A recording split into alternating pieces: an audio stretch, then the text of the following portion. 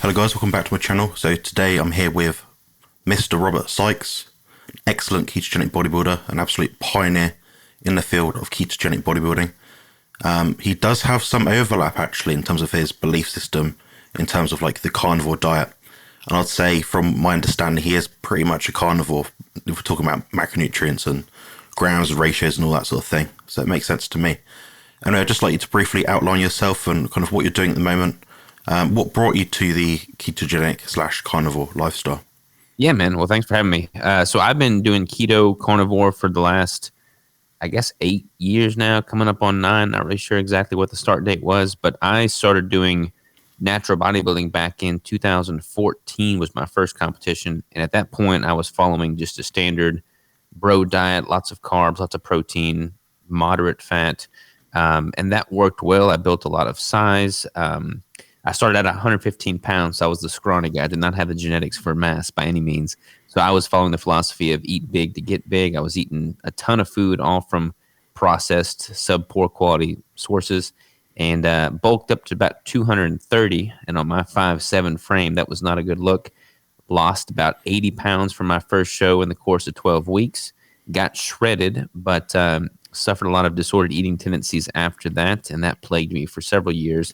And that's when I started diving into just different ways of eating and kind of stumbled upon keto by accident by following John Kiefer's carb backloading approach. And then just noticed that I felt better without the carbs entirely. So I started doing carb backloading minus the carbs, which lo and behold is pretty much keto.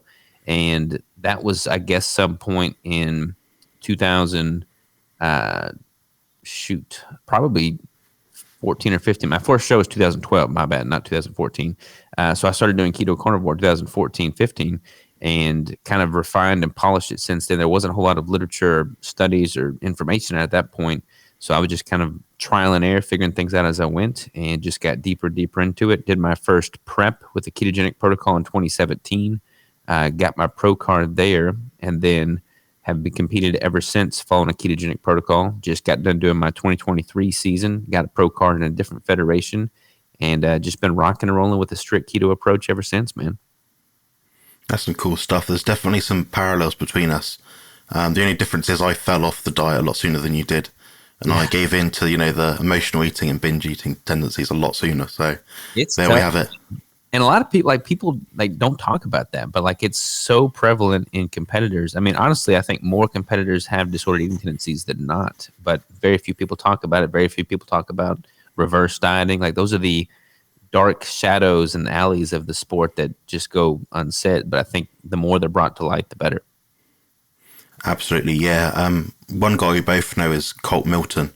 Mm-hmm. He had the exact same experience I did. So, you spend all this time dieting, your carbs are at like 0, your fat's probably pretty low anyway, proteins, wherever it's at, and you just don't feel great. You don't know what to do when you sort of come out of these contest preps. You sort of feel quite good at the start of the diet because you're getting rid of a lot of the processed food and that sort of thing. But it seems to be after the prep, that's when you need to really sort of make sure you get back on track sooner rather than later so you don't, spill over and all this sort of stuff. Yeah, it's funny, man. I mean, my last show this season was in November 19th, I believe was the last show. So I'm 5 weeks into the reverse diet now. And in a lot of ways, the reverse diet is harder than the prep itself because there isn't that date on the calendar. There's not that show date. There's not that specific goal that you're striving to. So it's very easy to allow yourself to, justify derailing and going off course. And a lot of people struggle with that. I think it's certainly easier mitigated with a ketogenic low carb approach because you have less variables coming in from a blood glucose and insulin response standpoint. You have less urges to binge on sugary, sweet craved foods. But it's still certainly difficult regardless of the diet you're following. Absolutely, yeah. It makes perfect sense. For some people, it's actually harder to stick to a diet that's got 5 or 6 different foods in it. But I find it so much easier. You're not going down all those endless aisles in the supermarkets, the grocery stores and thinking, if I put this seasoning of this sauce and this low carb option, it's going to do this. And, at the end of the day, a lot of it's just processed food. We're just not eating most of it, really. So it makes sense. Yeah. I feel like so much of the issue around disordered eating stems from guilt. And if you are eating foods that you feel guilty about, that kind of lends itself to binging and purging tendencies. Whereas if you're eating food that at the end of the day, you can feel pretty good about. Even if you're eating it in excess, it's still real food. Like your body knows how to process it much better than it does, a bunch of Twinkies or something of that nature. And if there's less guilt associated with the food, there's less likelihood of relapse to binge and purge on it again. That makes perfect sense. Yeah, I understand you produced a product, a Keto Brick.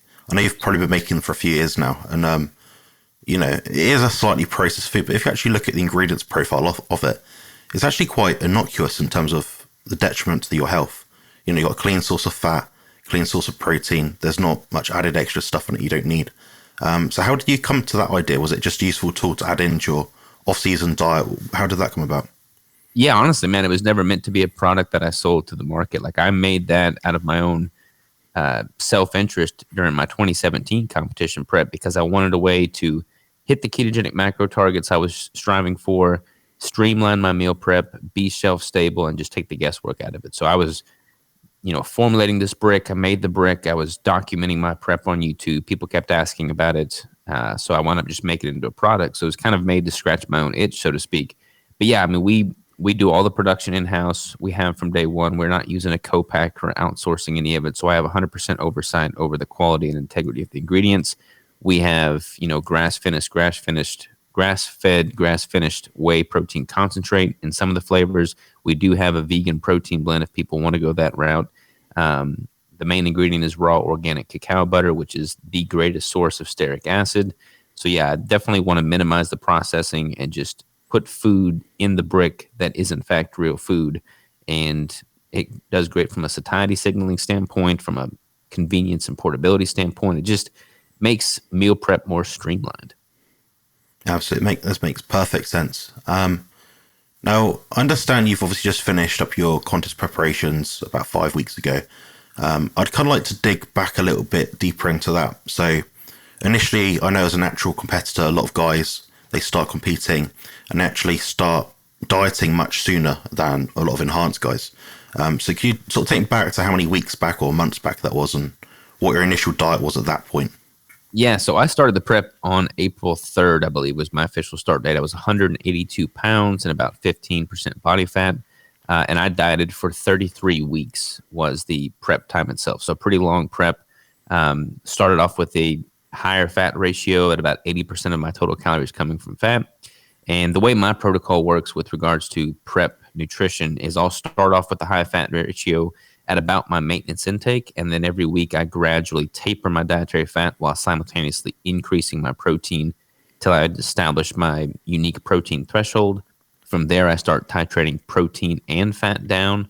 And then when my calories get pretty low at that point, I'll start introducing ketogenic caloric refeed. So just a bolus of both fat and protein to kind of help with metabolism, help make the diet more sustainable, and kind of structure around peaking and doing some trial peak weeks.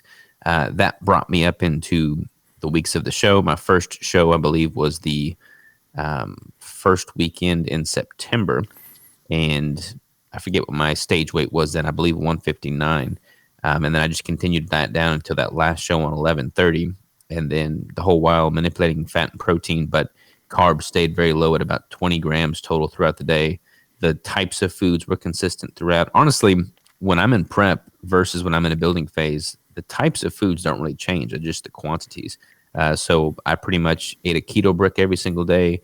I had eggs pretty much every day and some variation of ground venison, lamb, bison, or elk or beef, and just kind of tweaked the amounts based off of the macro targets. But that was pretty much the food types and consumption.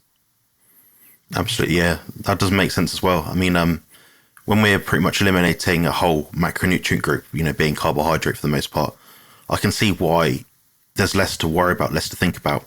So obviously we talk about, the mass balance model, macronutrients, protein, fat, that sort of thing. There is also the impact of insulin on fat storage. And I know as well as you know, if you're going to sort of go on a diet and add in, say you added 100 grams of carbohydrates, that would drastically throw off your body composition over a period of time.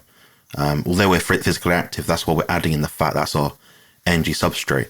So could you kind of outline why you find a ketogenic macronutrient profile more beneficial for training performance and perhaps any sort of mood or satiety benefits?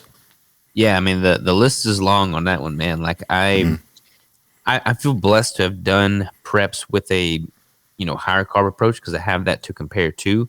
But the satiety factor is a major one. Like when I'm using fat as my primary fuel source, I've got my own stored fat to tap into. I've got my dietary fat to tap into.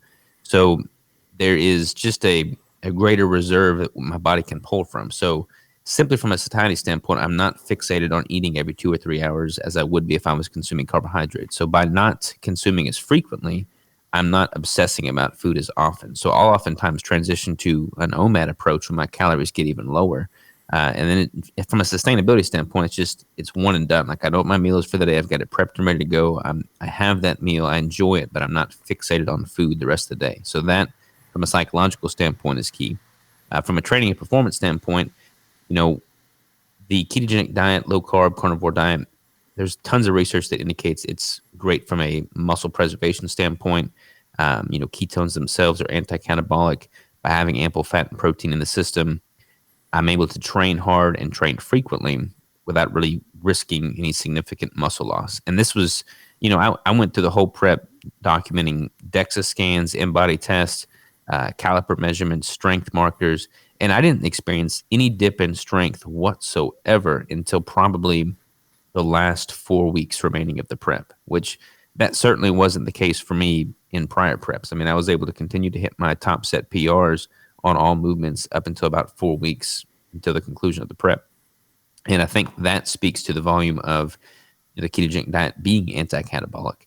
And honestly, simply being able to maintain relatively high calories. I mean, for me, my maintenance intake is about 3,500 calories, and I took my intake down to about 1,600 or so, which is certainly pretty low. But I was competing against people backstage that were consuming 1,500 calories and had 40 pounds on me. They had to go much lower, and they experienced much more tissue loss than I did, fat or muscle tissue loss than I did. So that was a huge factor there. And then from like a just overall health and well-being standpoint, like since ketones can cross the blood-brain barrier and provide an energy source to the brain, my cognitive function and just mental acuity was on point throughout the entirety of the prep. Like I remember back before doing a ketogenic diet, I would just feel like a zombie there at the last several weeks. Whereas the whole time with this prep, I was continuing to podcast. I was continuing to fulfill my roles as a father, husband, businessman. Like I never felt dull from a cognition standpoint. I was sharp the whole way through. And I think that also points to the benefits of a ketogenic approach. Yeah, I could attest to that as well myself. We recorded a podcast maybe a couple of months back, and I was saying about, if we're talking about calories, I was eating 3,600 calories at my lowest point, whereas before in the past, I was consuming 2,800 on a carb-focused approach. There's definitely something to be said for, reducing the carbohydrates, reducing the insulin load. And you actually mentioned an interesting point about transitioning more towards a OMAD 1 meal a day approach as you got further into your contest prep. I was kind of wondering why you did that. And I kind of understand, obviously, you need a certain insulin response to encourage the kidneys to shuttle electrolytes into storage mode, if that makes sense. So is that why you did it, or is it just you preferred one and done, out of the way, The main thing for me was psychological. Like for me, from a sustainability standpoint, I would rather consume one large meal that actually satiates me and leaves me feeling full and satisfied, as opposed to multiple smaller meals that always leave me wanting more. So my main reasoning is simply psychological. However, you look at all the research about muscle protein synthesis, having multiple spikes throughout the day. You're going to activate muscle protein synthesis with your training load, with your meal, with certain supplementation, depending on what you're taking, essential amino acids, et cetera, et cetera.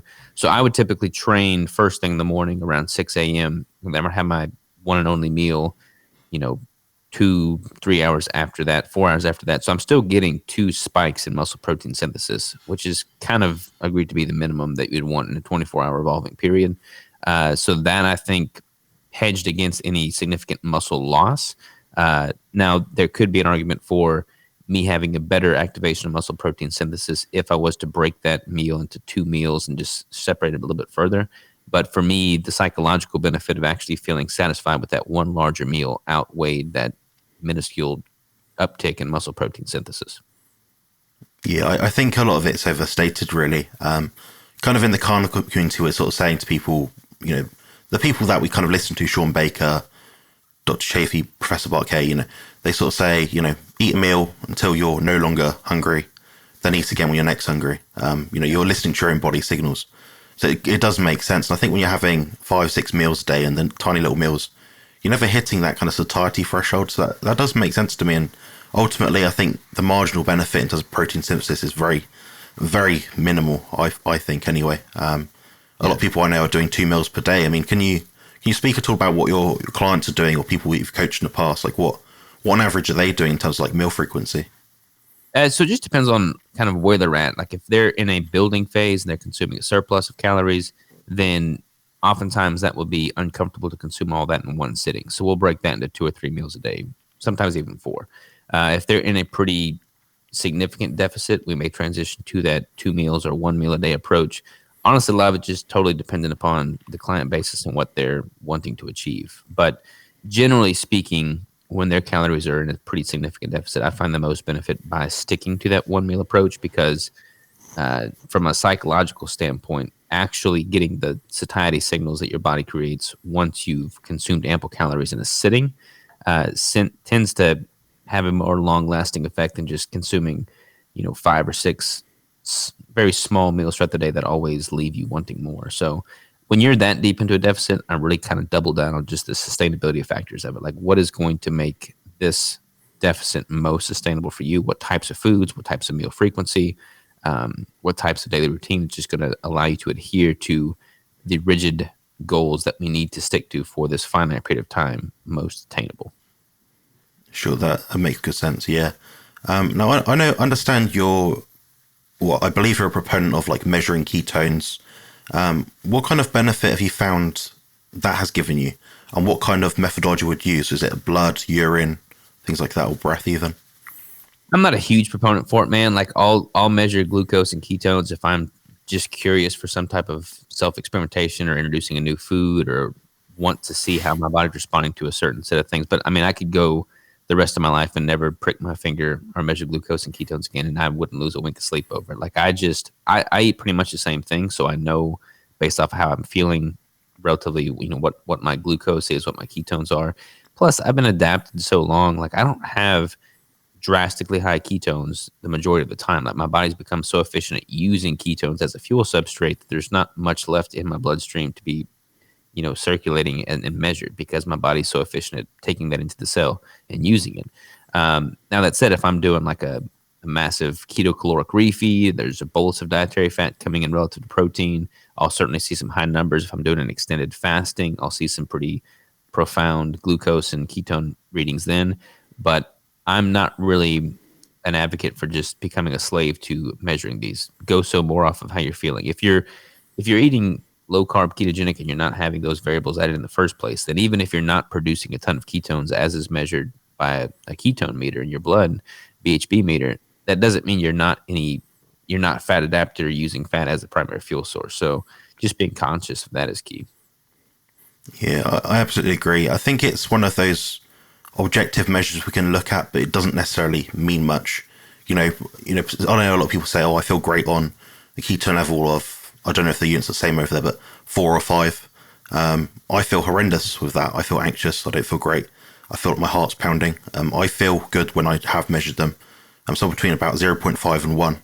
That's just where I tend to feel best at. So, it doesn't, ultimately we're chasing a goal, a body composition goal, health outcome, a cognition kind of mindset, feeling, as well-being, so that could leave you anywhere between 0 and 5 or 6 perhaps, so it makes perfect sense.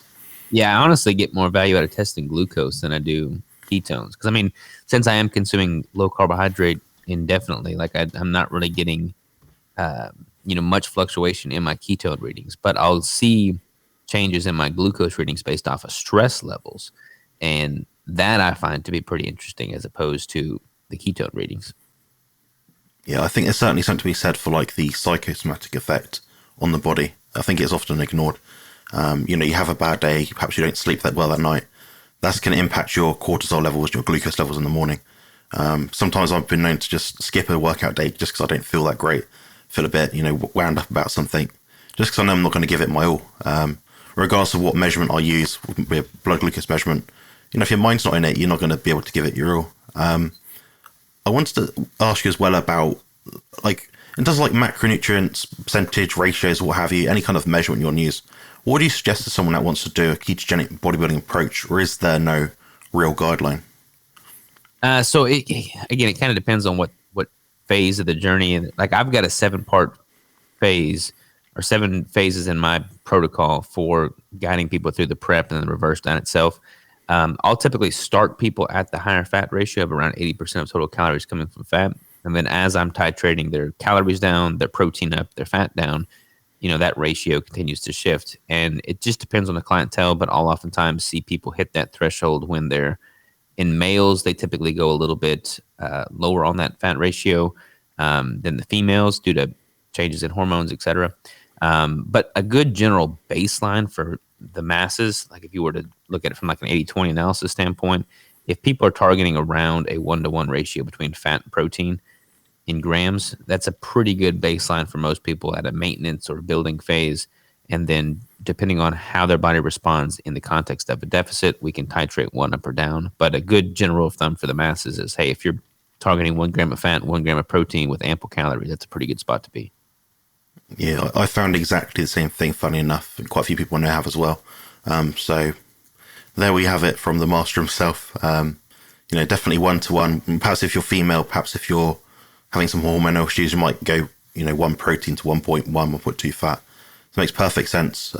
Ultimately, we're looking at the macronutrient numbers, and the ratio is just a number that happens to be because of the numbers of macrograms we're having. So exactly, nice stuff. I wanted to switch conversation over a little bit towards like your training methodology. And I understand a lot of natural competitors, they'll do a lot of, I'm not sure the best way to put it, but like a power building approach. So heavy compound movements, intense efforts, usually ramp up sets, warm up, stuff like that. So what does your current training look like in terms of maybe your exercise selection, frequency, and maybe reps and sets?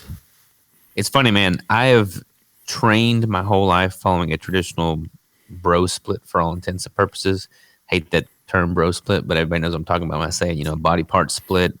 And I got a question on one of my AMAs, Ask Me Anything episodes, and it was about a full body routine. And I've always kind of frowned upon full body routines. I just had never really done them. I was kind of talking smack about them. And it occurred to me that I'd never actually done a full body routine and gave it the time and attention that it was due. So I decided to try it. And that was a few months prior to me commencing on this prep. And honestly, I fell in love with it. Like, it worked out really well with my schedule. So I decided to just continue the full body routine throughout the prep. And that worked incredibly well as well. I mean, basically how I've structured the full body routine is I'll train 5 days a week. Typically, each muscle group will get 1 dedicated exercise a day. And then, I'll do that the 5 days a week. So I'm targeting every single muscle group every single day I train with 1 dedicated exercise, typically within the 4 to 6 set range, and then 8 to 12 rep range. Sometimes I'll go lower on the reps and heavier on the compound movements.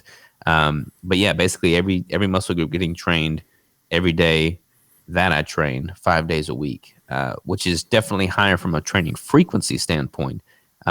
Which I think helped preserve some of the lean tissue as well. And it felt very enjoyable. Like, it was not, I remember in the past, I would be in a deficit and it would be like a leg day or something, for instance. And man, going into the gym in a depleted state and knowing that you've got 6 different exercises for legs is like, that's a brutal moment.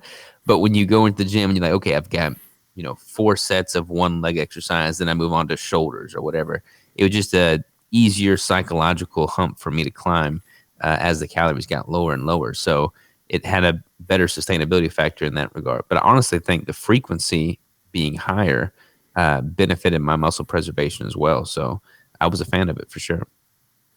Nice one. Would you say that same? You talked a lot about frequency being important for you in terms of muscle preservation. Would you say it's still impactful to actually build muscle? So, for example, would you still be doing 4 sets for, I don't know, a squat or a leg press, for example? 5 sets per week in an off-season mass building phase? I don't know. I haven't. I mean, I started the full body just a few months prior to going into the cut, so I haven't really tested it out from a muscle building standpoint. What I'm probably going to do after my reversed diet concludes is transition to something else. Like I've got an 8-day heavy hypertrophy split that I've developed that I like quite a bit. I'll probably transition to that for a period of time while in a surplus, just to give my body a break from the frequency of the full body. But then after that concludes, I may try to do the full body again in the context of a surplus and just see how that compares to that 8-day rotational split. I think if all the boxes are checked, i.e., ample calories coming in, ample protein, ample training stimulus, ample recovery, there's no reason why you couldn't build more lean tissue with the full body. That said, I don't know if that would be optimal relative to something with a little bit less frequency, a little bit more intensity. Yeah, I understand that.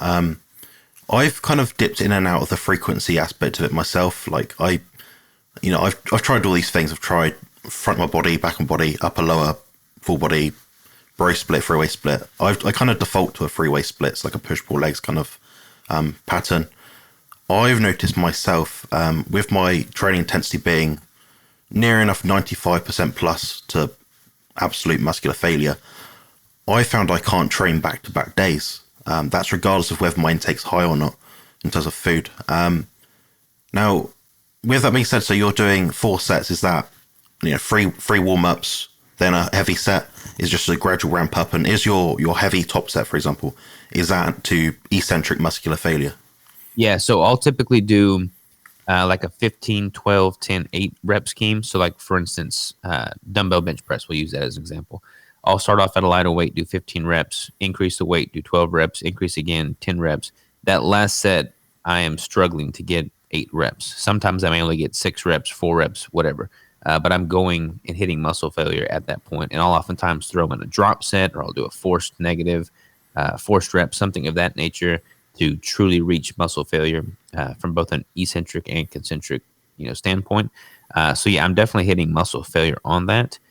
And it's weird, man, like even going to failure every single day on most of my movements, I don't really ever get sore. And I think that is probably a result of me just training that way for so long. Maybe the fact that I'm as fat adapted as I am, I'm not having near as much lactic acid buildup by not having, the carbohydrates, and me having more MCT transporters throughout my body as being fat adapted as I am to help clear that lactate. Now, there's a lot of variables at play here, but I'm able to train to failure on most lifts, most days, and I'm able to pretty much hit it hard the same or the next day without any issues, which has been good. That's really cool. You must be some kind of Superman, because if I hit a hard set, like I record stuff just like you, Robert, so I'm like, rep sets. I even count my time as tension sort of thing. Rest periods are pretty much identical. If I do a set to failure on any exercise, I can't do it again to the same degree, the same schematic or level until like 4 or 5 days after, I won't do the same movement the next day. Like, for instance, this morning I did sumo deadlifts for lower body. I won't do sumo deadlifts again until next week, but I will do some leg movement tomorrow for sure. So I'm targeting the same muscle every day, but I'm not doing the exact same movement. And I'm trying to have some time in between. Like I'm not going to do conventional deadlifts the day after doing sumo deadlifts. So I'll try and pick movements that are targeting the same muscle, but from a different angle, different point of leverage, that it's not going to inhibit recovery of that prior day's training. That makes sense. Yes, there's an element of like auto-regulation in that, which is, it sounds sensible, because I was just picturing you doing, 4 sets to failure on, a set to failure on a deadlift like 5 times a week, back-to-back days. I was like, no, that would be brutal indeed. Yeah, makes sense. Yeah. You brought up a really good point as well about being, fat adapted for a long time now. You said basically along the lines of you've done it for such a long time, probably your antioxidants are in good range, your sleep's good, your recovery's good, your body's just fine-tuned like a machine at this point. Now, it seemed like a quite strange question. So have you added in carbohydrates at any point, whether it be deliberate or not? And did you notice any detriment to your training from that point? I have not added in carbohydrates acutely with the intent of using those carbohydrates as a fuel source. So I had carbohydrates, 8 years ago as a primary fuel source before adopting keto. I'll have carbohydrates now in trace forms just as a nature of eating more food. But I won't consume anything that is predominantly carbohydrates with the intention of using it as a fuel. So like I don't do targeted keto, I don't do cyclical keto. Any carbs that I consume now are just simply a byproduct of the foods that I eat containing some trace carbs, like eggs or raw oysters or liver, heavy cream, things of that nature. But I'm not consuming any carbs with the intention of using that as a fuel source. Okay, yeah, that makes sense. I mean, I've tried it just myself for experimentation purposes. Everyone's like, if you don't have carbohydrates at all, you're not gonna be able to form well in your top sets. That the idea that you have that need to get this high level of carbohydrate or glucose for some reason for your workouts. I noticed a net negative. So I added in fruit and honey for 3 days. I felt horrendous. My guts were disturbed. I did not feel great. And my training performance in every marker was down. So my weight I wasn't as strong. My form wasn't as good. And I absolutely got more lactic acid from training. So I actually probably decreased my performance by about estimate between 10 to 15% on a leg curl and leg extension movement that I tested after adding in the fruit and honey. So I didn't see a benefit. There's been like this big push as of late to incorporate fruit and honey. Certain prominent people in the space are advocates for it. And I think like if you're not as deeply fat adapted, then you can most certainly see a benefit from including those because, if your body's not as fat adapted, then it's still going to be efficient using glucose and it can tap into that and have it as a readily available fuel source. However, if you've been strict keto as long as I have, for instance, like my body doesn't need that. It doesn't look for that. It's upregulated all the metabolic pathways to be incredibly efficient using fat and protein as the primary fuel source. And it's like there's just no need. And I've seen so many people go that route and they kind of stay in limbo purgatory land where they're not fully capitalizing on the benefits of fat metabolism. They're not fully capitalizing on the benefits of glucose metabolism. So I've always taken the approach of rather than trying to be the, to split yourself two different ways, just figure out which one you want to optimize for and double down on that and then don't second guess it. Yeah, I get that objection a lot. Like, I can't do it with that much fat intake. And I kind of say, well, what's wrong with your body that you can't eat something that you've been evolutionary designed and adapted to eat, exactly. Historically speaking? I don't think my last 100 years of ancestry is, completely gone, made my metabolic engine turn backwards sort of thing. It doesn't make sense. Yeah, it doesn't make any sense to me either, man. Yeah. I think in some cases they're trying to patch up a broken body. So perhaps they've got some liver damage of some kind. They can't produce the bile acids to break down the fat. That could be a reason why they're, using the carbs as like an add-on, like an addition. I think you said it very, very well. You pick one fuel source and work on that. If we combine carbs and fats, like I kind of said earlier about the carbohydrate insulin model, the body won't run as well. We just need to pick one way for our body to activate its energetic system, Yeah, and there's a lot of people that, say, hey, look, if you've got a lot of body fat to lose, then don't consume much dietary fat. But if someone is coming from a place of like a standard American diet where they've not been consuming much dietary fat relative to other macronutrients, those metabolic pathways aren't functioning at a high rate. So you almost have to, even if you have a lot of body fat to lose, I think there's a benefit to starting out with a relatively high dietary fat ratio so your body can preferentially build up those metabolic pathways. Then you can titrate that dietary fat intake down as needed. But like there's been this massive push for protein is key, which protein is incredibly important, don't get me wrong. But if you remove both fuel sources, like if you remove carbohydrates and fat entirely, then your body's not yet efficient at using your stored fat, then you're not going to find the diet sustainable or thrive there in the beginning, and you're likely to deviate right at the gates. Yeah, I understand a lot of people like that come to people like us. Perhaps they're bodybuilders. They've tried the high carb thing to lose fat. They've not been that successful. Mm-hmm. My brother right now, he's right in the other room. His version of the ketogenic diet is, quite high protein, low carb, and quite low fat. Believe it or not. So I'm like, yeah, no wonder why your muscles are flat because you're, if we're talking about calories, you're eating 2,500 calories before. Now you're eating 1,600. So you got a massive drop off in terms of your energy intake. you're not getting fat adapted, and you're still training or trying to train just as hard, and you've added in cardio. So it's like you're kind of working backwards against yourself there, I think. Yeah, totally, man. I say all the time, people, they want to transition to keto, low carb, carnivore. They'll try to take a high protein approach because that's what's popular right now. They'll remove the carbs, they'll remove the fat, and they don't even connect the dots that they've literally just cut out half of their calorie intake.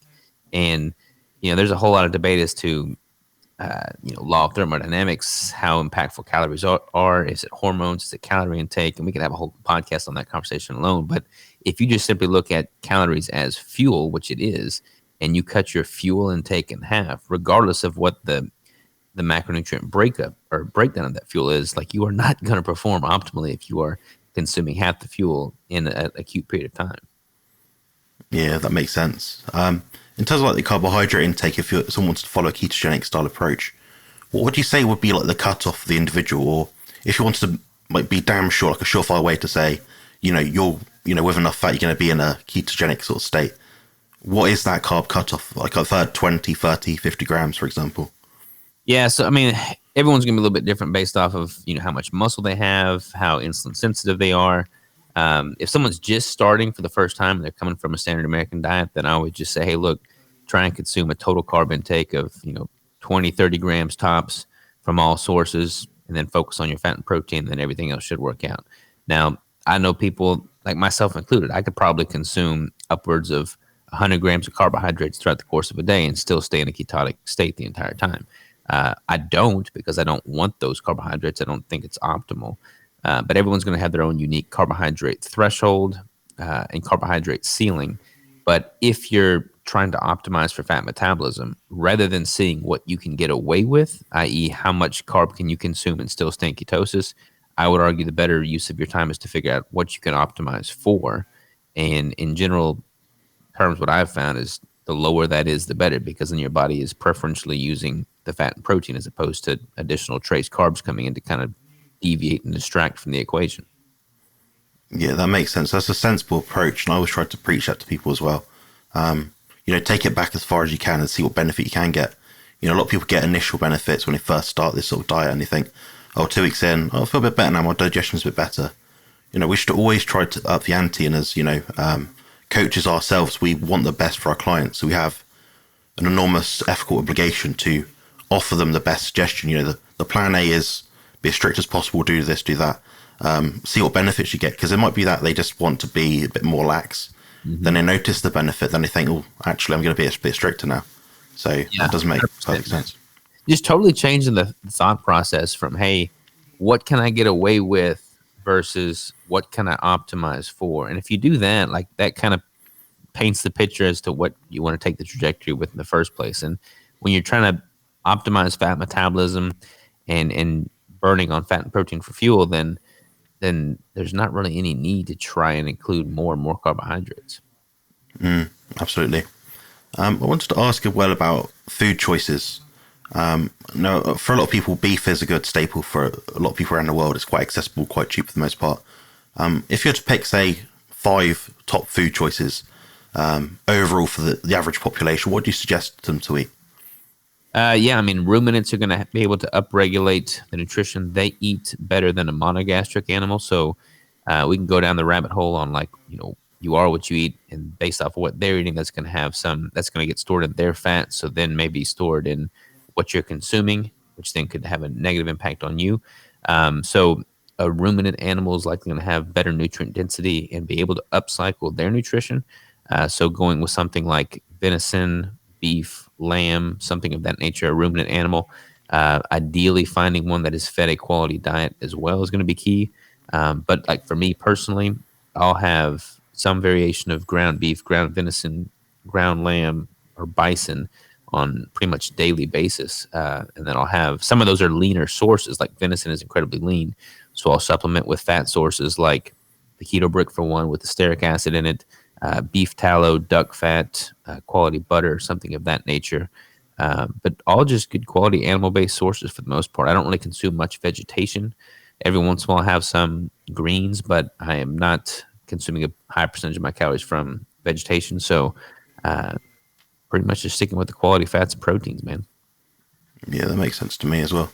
And contrast to that, I've got a question related to training, which is I should have asked earlier, believe it or not, but it'll do the viewers just fine, I think.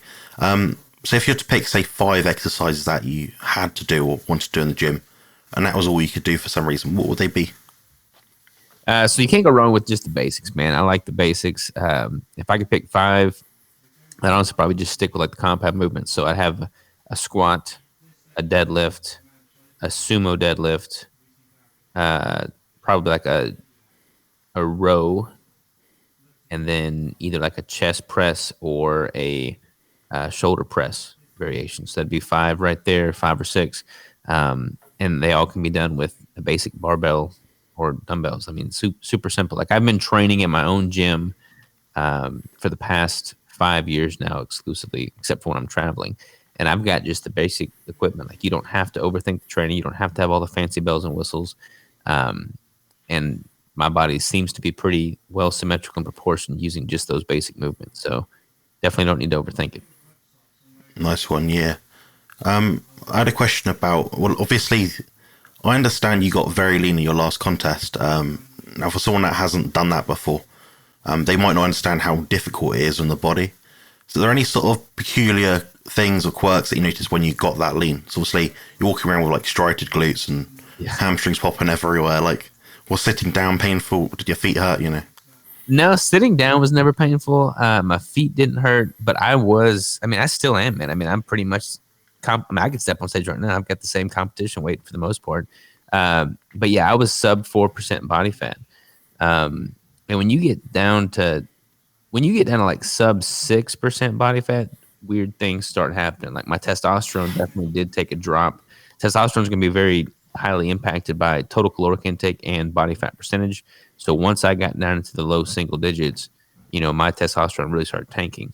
I felt incredibly great considering how low my testosterone got. So I thought that was interesting, but certainly not optimal from a health standpoint. But when you're that depleted, like your hair stops growing, your fingernails stop growing, you stop producing as much waste because your body is using it all. So your bathroom visits are less significant. But yeah, you just have like you get lightheaded a little bit more easily, especially if you haven't quite gotten your electrolytes and fluid intake dialed in.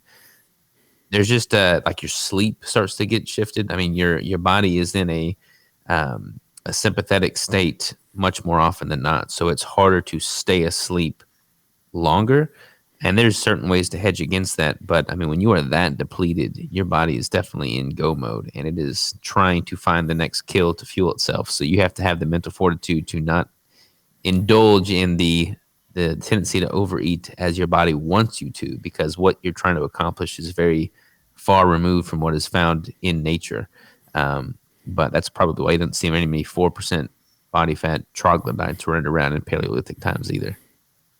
For sure, yeah. I think the average person wants to be comfortable in their body. I give most men a range of about 10 to 20% body fat, and that's probably quite healthy for the most part. The average person. Some people maintain a leaner body than that. Perhaps they're a fitness model, which case go for it. But I don't see many blood panels with optimized testosterone at sub 10% body fat personally. Yeah. This is probably a good segue towards talking about like, the recovery side of it. I know you just mentioned like your sleep is trash. You don't feel great when you're sleeping. Was there any real benefit you found from adding in any different supplements at all to help you sleep, or any herbal extracts, anything like that? Sorry, my camera just died, so we switched over to the webcam here. As far as supplements and sleep goes, honestly, man, I kept the supplementation super basic. All I really supplemented with was electrolytes, potassium, sodium, magnesium. I had like an organ blend supplement that I would use, but who knows whether it was actually effective or not. I would do a creatine monohydrate, and that's pretty much the extent of my supplementation. As far as sleep hygiene and protocol, I was definitely trying to optimize that. My sleep quantity was minuscule. Like there were several days where I was getting, 4 hours of sleep is pretty much the average. So I really tried to focus on sleep quality, and some things I would do to ensure that was I actually stopped sleeping in the same bed as my wife, which some people may have a hard time doing, but by not having somebody else moving in the bed, we have a 1.5-year-old son too. So like she would go get him at night, and that would, disturb my sleep. So I just started sleeping in the guest bedroom as the calories got lower. That helped. I would have, the temperature turned down to help with a thermoregulation standpoint. I would I would have I would mouth tape. I would put in blackout curtains or like a sleep cover over my eyes. Try to really just dial that component in so that when I hit the pillow, I was out, and then I pretty much stayed out until it was time to wake up again. So I feel like I got that dialed in. I just simply didn't get enough total sleep. So as the calories get higher and as I'm able to kind of return to some degree of parasympathetic state, I should see those markers improve. Yeah, for sure. And now, someone who's tried the enhanced route and the natural bodybuilding route, I can say they're both hard. So I respect anyone that does either one of those. Ultimately, being 4% body fat or lower is really difficult. And everyone struggles with sleep. And there's only so much you can do in terms of like supplements and like biohacks. So it is a tough challenge. I wouldn't recommend anyone actually just try to bodybuild. You'll be fighting against yourself. And as Robert said earlier, it's a tough task. It's not a natural thing for your body to do. You have to have the mental fortitude of a bloody ox to do it right. So I applaud you there on that. Yeah, thanks, man. I definitely feel like, it's a mental sport more so than a physical one. Like when you start getting deep, deep, deep into a cut and your body is changing, your mind is changing, you're in this deficit, like you really just have to zero in on what matters and what the priorities are. And I always come out of a prep better for it. What I experience in the growth of my mental state far outweighs that of the transformation from a physical standpoint. But just simply forcing my body and my mind to go through a period of time of sacrifice and, going without is something that very few people experience because we live in an area of abundance where everything comes and people can just easily get what they want conveniently. So foregoing those comforts and just simply pushing yourself beyond what you've ever thought possible is so incredibly rewarding, and it just spills over into other areas of your life outside the prep, and everything benefits. So I'm a huge advocate for the sport if done healthfully and done sustainably. Like you don't want to do that every single year, but if you transition into a cutting phase and you go that deep with it, intermittently throughout your life, I think there's much to be gained from it. Absolutely. Now, as you're sort of on the outside of your contest, perhaps you're probably looking back at this point. Are you now looking forward, thinking, okay, 2025, I'm going to compete again? And are there any sort of landmarks, milestones, or objectives you must reach before you say, all right, it's April, I'm going to compete next month or a few months down the line? Well, it's weird, man. Like with the WNBF Federation, which is the one I went pro at with this last season, which is one of the more prestigious natural bodybuilding federations, they require that pros compete every 2 years to maintain pro status, which I do not agree with. I don't think it is optimal from a health standpoint, especially if you're doing such a long prep like I am at 33 weeks. It takes time to build muscle tissue as a natural athlete, as a mature athlete. So if I'm spending half the year in a deficit, I'm not really having that much time to build more muscle before I step on stage again if I compete every 2 years. So I would like to see them increase that window of time. What I'll probably wind up doing is take 5 years off or so and then put on some legitimate muscle size and tissue and then have to just regain pro status to that federation. But I'll be looking better for it, taking that much more time off. As far as milestones that I would want to accomplish before competing again, there's lots of milestones from other areas of my life standpoint. Like I want to focus on the business more. I want to have another kid in that time. I want to focus on homesteading and just some life goals before I compete again and focus on the prep. But from a physical standpoint, I would love to, put on some more size. Like I got to the conditioning that I needed to be incredibly competitive with this season. Like I was consistently the leanest guy on stage, but I was oftentimes not the largest guy on stage. I don't ever anticipate being the largest guy, but I would certainly benefit and be more competitive if I had an additional, 10 pounds of muscle on my frame. So just simply putting on some more lean tissue over that time. That makes sense, yeah. Do you think it's realistic to say you could gain 10 pounds more muscle? Because looking at your frame, you're not short, but you're a shorter guy. Like, have you looked at other competitors that are in your kind of category, your kind of height, and said, well, they're a bit bigger than me here. I can build my shoulders up or whatever it is. Do you feel that's a realistic goal? It'd be tough, man. I mean, like I compete in the lightweight class. Lightweight is 150 to 165. I was competing at like 152, 153. So if I added another 10 pounds, I'd be on the upper end of that lightweight category, which would be good because, I mean, then I would be on the upper end of that category. But gaining 10 pounds of actual skeletal tissue in a 5-year span, as someone that's been training for as long as I have, would be difficult for sure. I think it could be done, especially if I'm really aggressive with the intake and the training load. So I'll certainly make that the goal. But shoot, I mean, even 5 pounds would look. I mean, honestly, it's kind of crazy, man. Like I've got pictures of me from this last competitive season weighing the same that I weighed during my very first competition in 2012. Yet my muscle size, shape, fullness, symmetry was significantly improved. So you can't really just look at the scale weight in black and white and say, okay, if I gain this much, I'll look this much better, because there's a lot of other factors there. The roundness of the muscle, the definition, the density, all of these things. I was much leaner this go around than I was at the same body weight in years prior. So I've definitely put on lean tissue since then. But if I could adhere to, focusing on adding that tissue and coming in at some point in the future with the same degree of conditioning as I did this year, but with an additional, 5 pounds of actual skeletal tissue, that would make a night and day difference. Yeah, I understand. Like the scale weight is just a number. It doesn't actually depict what you are on stage. I compete at the top of my category in the classic division. Now, if I gained 2 pounds more weight, but dropped another 2 pounds of fat, that would look drastically different on my body. Mm-hmm. But I also compete very, very, very flat. So I don't really load up at all. I just pretty much diet down into the show. When I've got striated glutes, I then know, okay, I need to drop another 5 pounds just to be sure. Yeah, totally, man. Did you find that? Did you find that at all?